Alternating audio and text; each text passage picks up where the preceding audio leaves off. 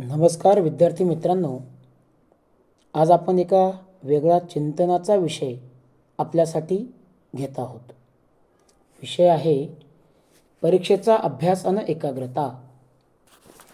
लेखक डॉक्टर विद्याधर बापट. अभिवाचन संजय धनगर. 10वी आणि 12वीच्या परीक्षा लवकरच सुरू होतील. अनेक विद्यार्थ्यांना अभ्यासात एकाग्रता कशी साधावी हा मोठा प्रश्न असतो.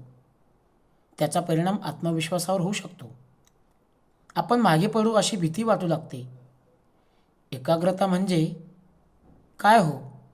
तर सोप्या शब्दात सांगायचं म्हटलं तर सर्व ज्ञानेंद्रियांच्या साहाय्याने अभ्यासावर लक्ष केंद्रित करणे. ज्ञानेंद्रियांद्वारे माहिती स्वीकारली जाणे, ती मेंदूत साठवली जाणे आणि आवश्यक तेव्हा आठवून ती चांगल्या पद्धतीने सादर करता येणे. या क्रिया चांगल्या होणे व त्यांच्यात समन्वय असणे फार महत्त्वाचे आहे.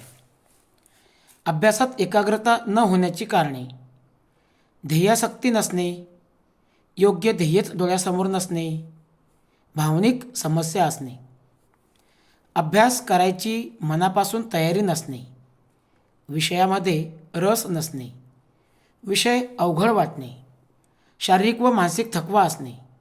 मुळात मन स्वस्थ स्थिर नसेल तर एकाग्रता साधणे शक्य नाही. त्यासाठी मन अस्वस्थ असण्याची कारणे जी आपल्याला माहीत आहेत त्याची एक यादी करावी. घरातील विश्वासातील व्यक्ती किंवा तज्ज्ञ यांच्या मदतीने त्यांचे निराकरण करावे. भावनिक समस्या किंवा अस्वस्थता असेल तर त्यासाठी देखील वेळ न दवडता उपचार घ्यावेत. अभ्यासाला बसताना तो चांगला होईलच हा सकारात्मक दृष्टिकोन ठेवून सुरुवात करावी. त्यासाठी वेळेचे योग्य नियोजन करावे. रोजच्या अभ्यासात नियोजनात ठराविक मिनिटे झाल्यावर 5-10 मिनिटांचा ब्रेक घ्यावा.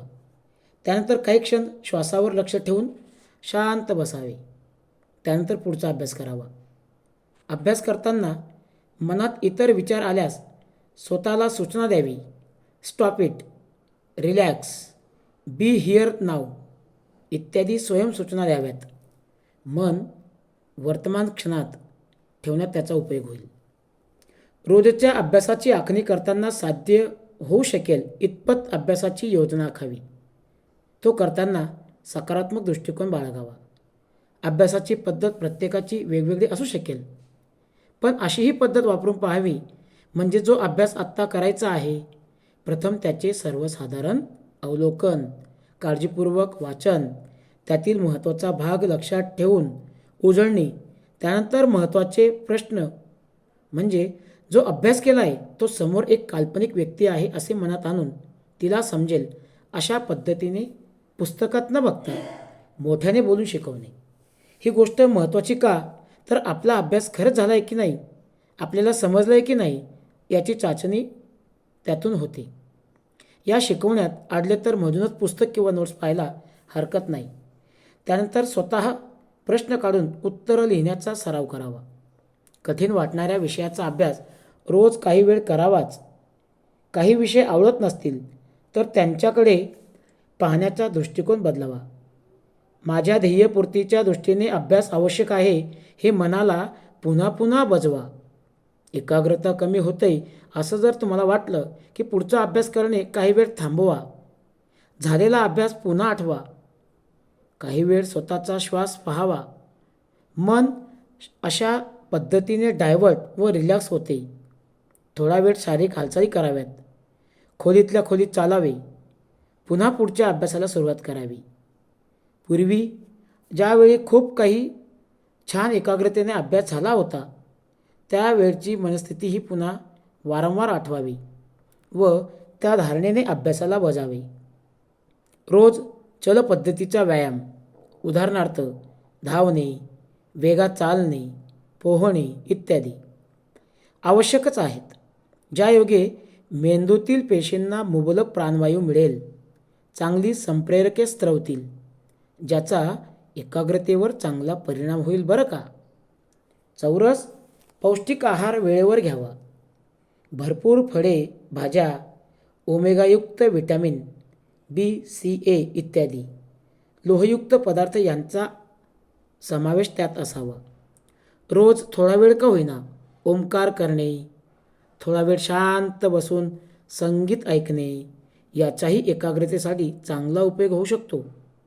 अभ्यास करण्याची जागा शक्यतो एकच असावी, जिथे मोबाईल, टी व्ही इत्यादींचा अडथळा नसावा.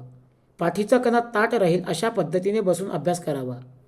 पलंगावर लोळत अभ्यास करू नये, कारण पलंग ही फक्त झोपण्याची, आराम करण्याची जागा आहे. ठरवलेला अभ्यास पूर्ण झाला तर आणि तरच थोडासा वेळ टी व्ही किंवा अन्य मनोरंजनासाठी परवानगी द्यावी. रोजचा अभ्यासाचाच दिवस आणि प्रत्यक्ष परीक्षेचा दिवस सकारात्मक, आत्मविश्वासपूर्ण, तणावरहित, एकाग्रतापूर्ण जाण्यासाठी क्रिएटिव्ह इमेजनरी तंत्र खूप उपयोगी आहे.